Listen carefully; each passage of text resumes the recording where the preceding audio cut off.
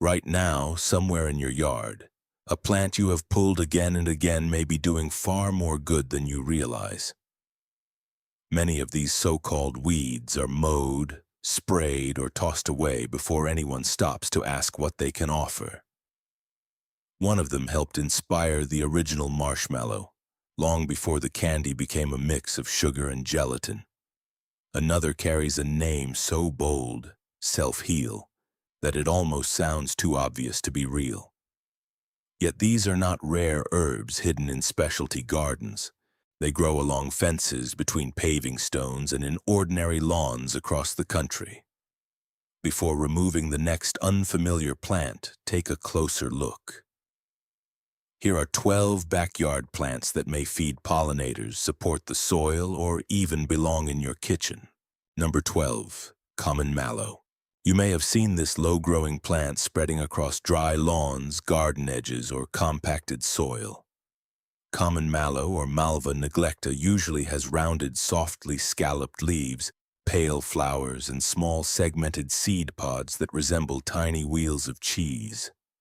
That shape explains its old nickname, cheeseweed. There is one important detail the original story often gets wrong. Modern marshmallows were inspired by preparations made from the root of marshmallow, Althea officinalis, a related plant, not common mallow itself. Still, common mallow belongs to the same botanical family and contains mucilage, a slippery plant fiber that becomes thick and gel-like when mixed with water. Historically, mallow preparations were used to coat and calm irritated tissues, especially in the throat and digestive tract. That traditional use should not be confused with a proven medical treatment, but it helps explain why mallow plants remained valued for generations. Common mallow also has practical culinary uses. Properly identified, young leaves can be eaten raw, while older leaves are usually better cooked in soups or stews, where their mucilage can act as a natural thickener. The leaves and seeds are considered edible, and the tender seed pods have a mild flavor. Its ability to tolerate poor, disturbed ground also helps it survive where many cultivated greens struggle. Before harvesting any wild plant, confirm its identity and avoid areas exposed to herbicides, roadside pollution, or animal waste. What looks like an ordinary lawn weed may actually be a resilient edible plant with a surprisingly long history. Number 11. Common violet. Each spring, common violets appear in lawns as low rosettes of heart-shaped leaves topped with purple, blue, or sometimes nearly white flowers. Because they grow close to the ground, many people mow over them without realizing they are looking at a traditional edible plant. You may hear the claim that violet leaves contain more vitamin C than oranges. That comparison is difficult to verify because nutrient levels vary by species, growing conditions, and whether the sample is fresh or dried. Research on several viola species does confirm that their leaves can contain ascorbic acid, minerals, phenolic compounds, and flavonoids, including compounds measured as rutin equivalents. That makes violets interesting nutritionally, but not a replacement for medical treatment or a balanced diet. Once positively identified, young leaves and flowers from unsprayed plants can be used in small amounts. The leaves have a mild green flavor and can be added to salads, blended into pesto, or steeped for tea. The flowers are often used as colorful garnishes, candied decorations, or additions to syrups and vinegars. Their pigments can shift in appearance when acidity changes, creating a striking kitchen experiment. Common blue violet spreads through seeds and underground rhizomes, which helps explain why it returns after repeated mowing or pulling. That persistence is not necessarily a flaw.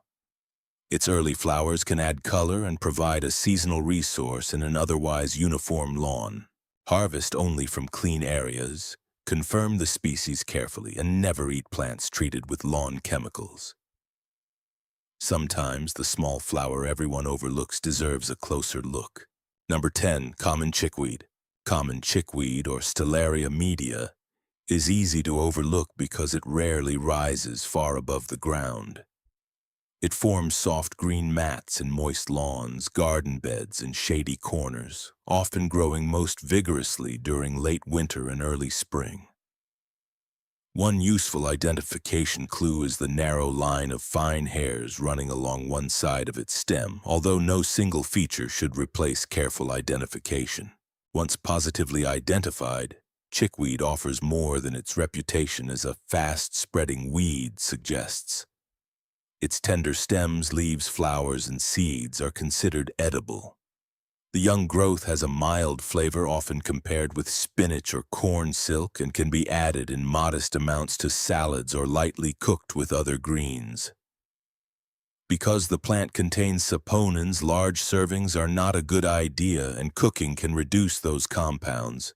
Chickweed also has a long history in traditional herbal practice, especially in preparations placed on itchy or irritated skin. Laboratory studies have examined its plant compounds and antioxidant or anti-inflammatory activity, but that early research does not prove that homemade chickweed remedies can treat a skin condition. Avoid applying wild plants to broken or infected skin. Its seasonal timing may be its most practical advantage. Chickweed often produces fresh green growth while many garden vegetables are still dormant, turning an unwanted winter patch into a possible early harvest. Never gather it from chemically treated lawns, roadsides, or areas contaminated by pets. Confirm the species with more than one trusted identification feature, then decide whether this cool season volunteer deserves harvesting rather than immediate removal. Number 9. Red clover. A patch of red clover is not necessarily a sign that a lawn has failed. It may be one of the most useful plants growing there.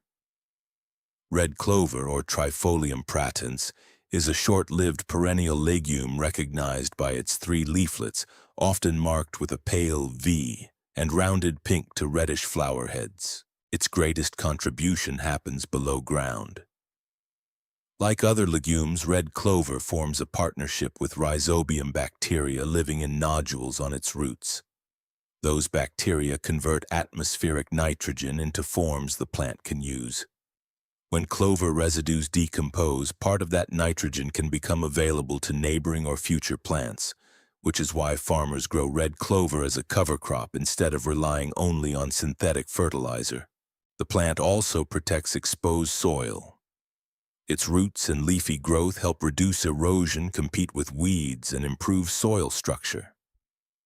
University Extension guidance notes that red clover develops roots capable of helping loosen compacted ground, although performance depends on soil, moisture, and management. Allow it to bloom and another benefit appears. USDA guidance describes flowering red clover as an excellent pollinator resource.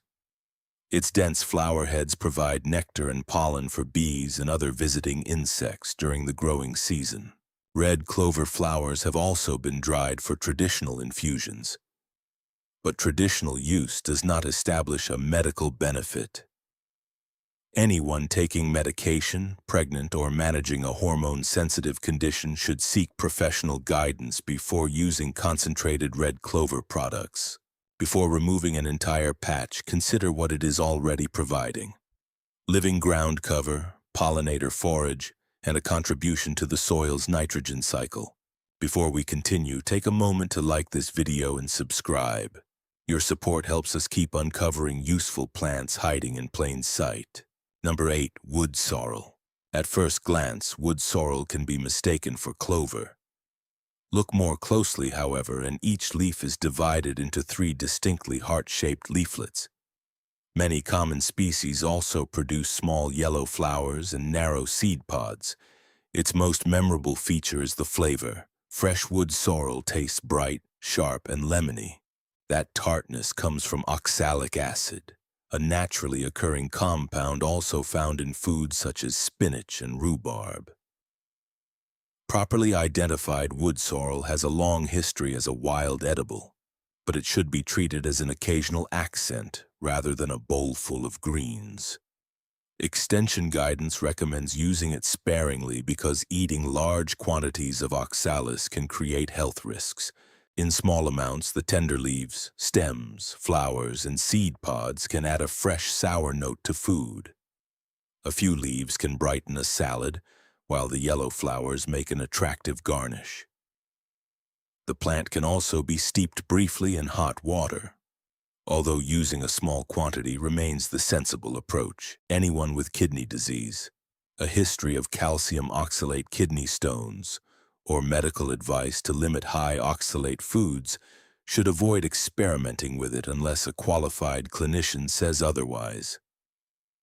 Children and pets should not be encouraged to eat large amounts either. As with every wild edible, identification comes first. Do not rely on flavor alone, and never sample plants from sprayed lawns, polluted roadsides, or areas contaminated by animals.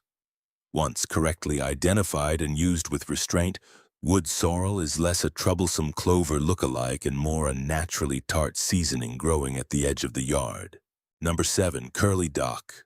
Curly dock, or Rumex crispus, is difficult to miss once its flowering stalk rises above the surrounding grass. The plant begins as a basal rosette of long, narrow leaves with noticeably rippled or curled edges. By late summer, it often carries dense clusters of dry, reddish-brown fruit along a tall stem.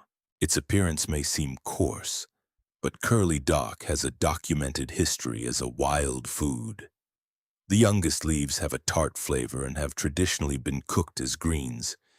They become increasingly bitter as the plant matures, and they contain oxalic acid, so large or frequent servings are not advisable.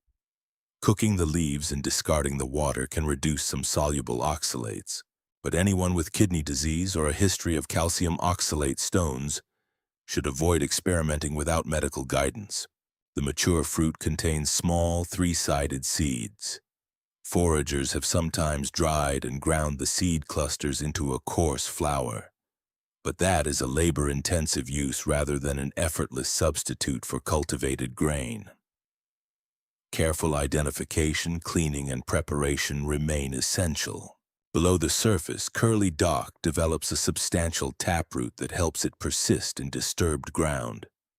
However, claims that it automatically recycles minerals or improves every patch of soil are too broad. In farms and gardens, it can spread aggressively by seed and compete with desirable plants. So allowing it to remain should be a deliberate choice. Never harvest dock from roadsides, sprayed areas, or contaminated soil.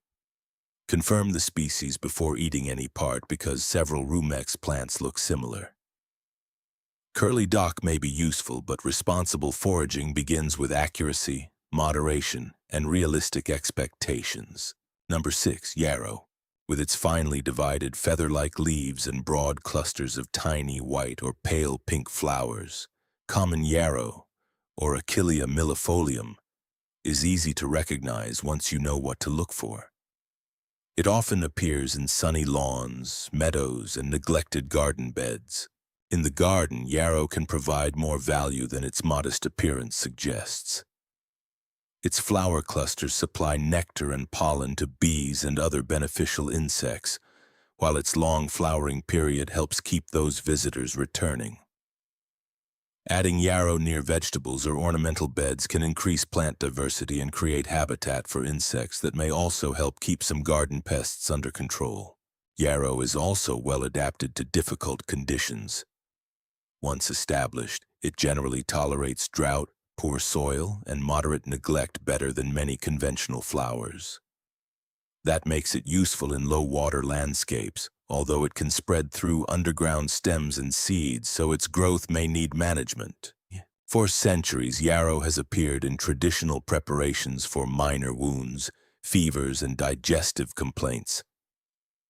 Those historical uses are interesting, but they do not prove that fresh leaves or homemade tea can safely treat an injury or illness.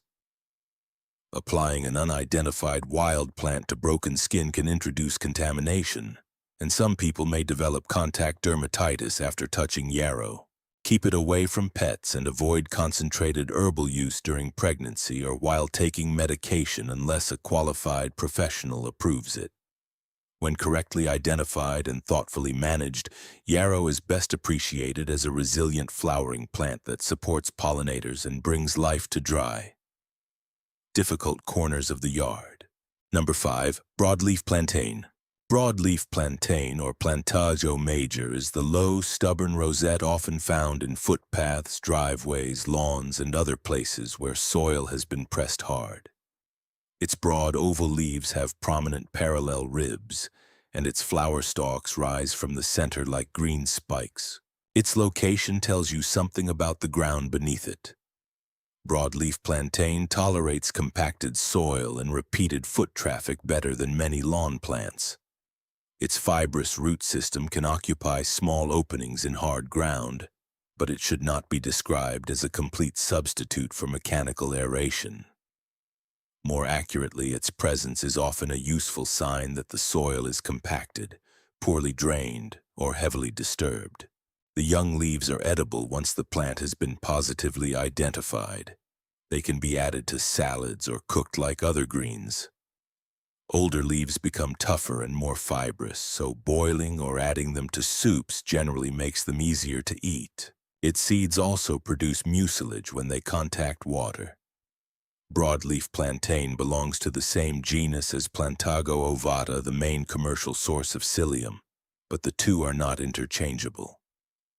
Seeds gathered from a lawn should not be treated as a precisely measured substitute for a standardized fiber supplement. Plantain leaves have a long history in traditional topical preparations for minor bites and skin irritation. That history does not prove that a crushed wild leaf can safely disinfect or heal a wound, and contaminated plant material should never be placed on broken skin. Harvest only from unsprayed clean ground.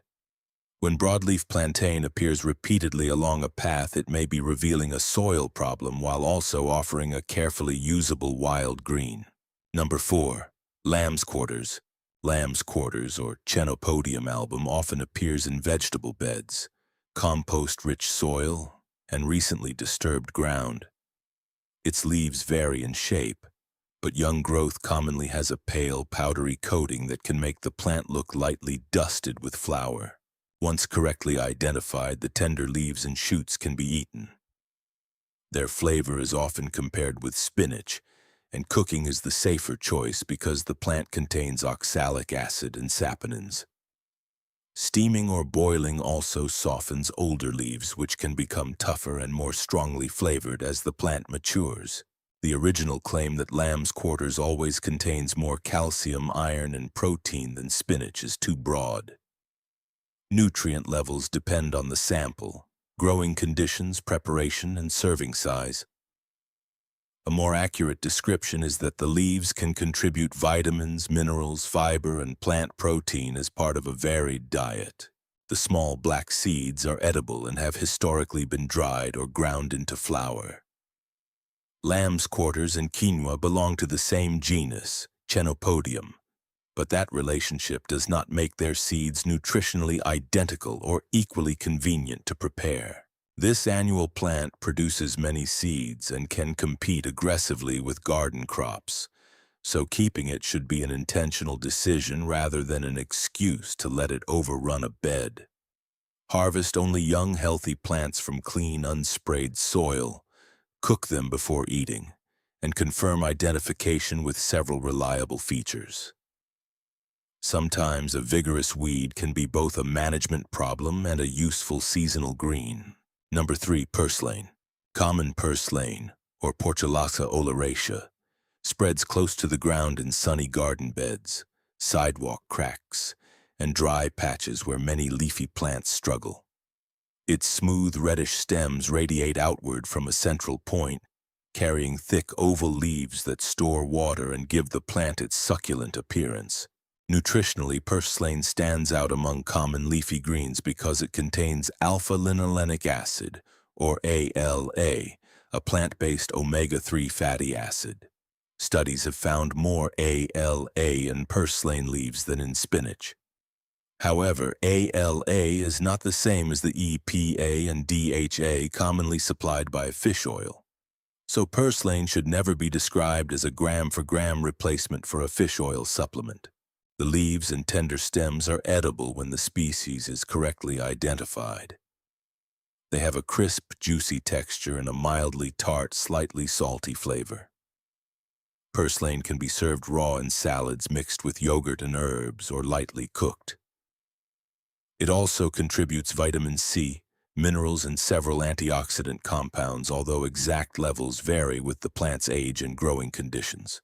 Its fleshy leaves help it tolerate heat and temporary drought, but that resilience also allows it to spread rapidly and compete with garden seedlings.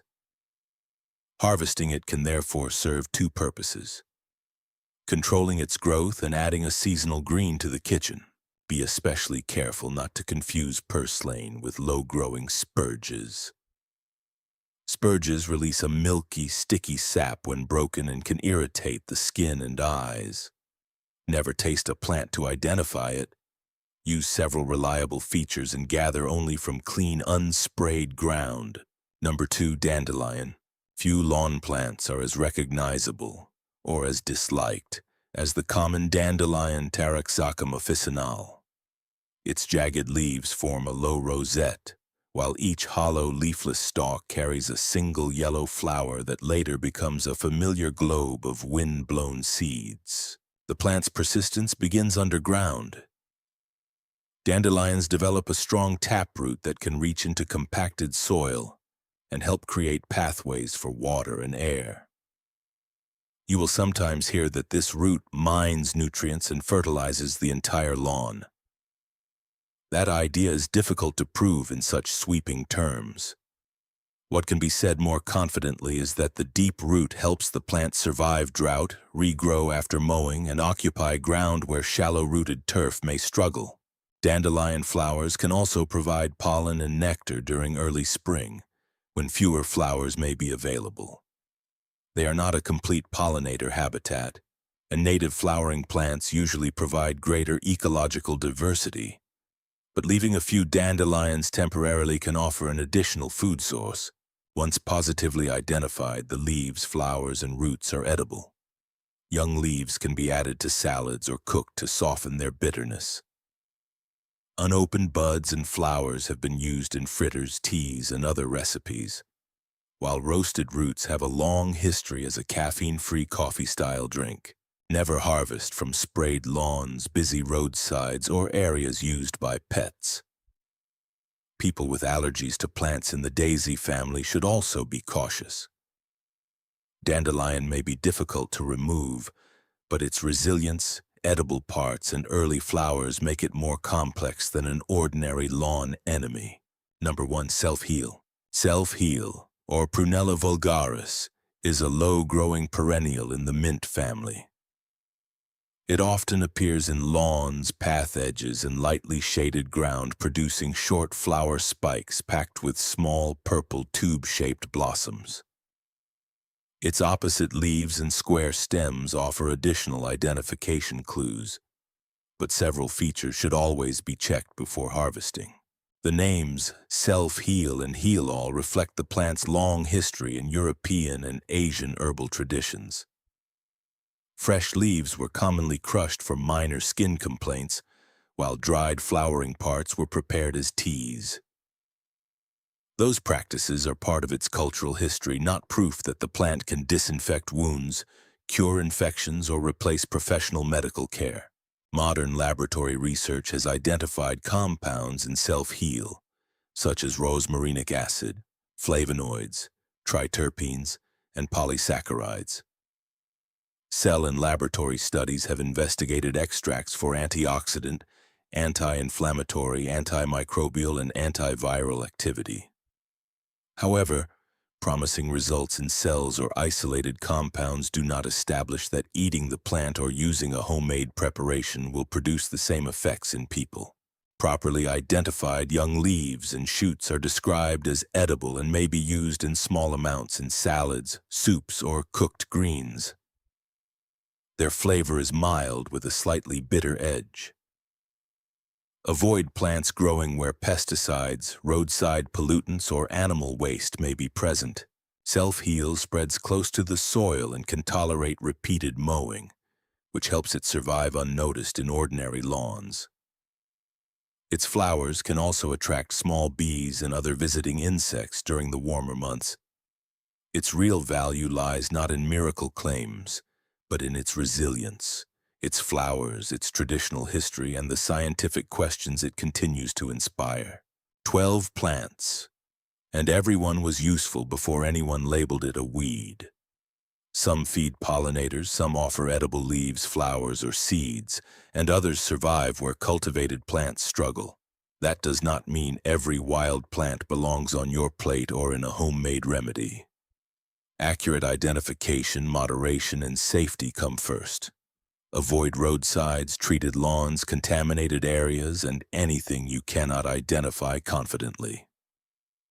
Before pulling an unfamiliar plant, pause and look closer. You may be removing something that supports insects, protects soil, or offers a seasonal harvest. For evidence-aware ways to explore food and wellness, subscribe to Roots of Wellness. Tell us which backyard plant you would like us to cover next, and thanks for watching.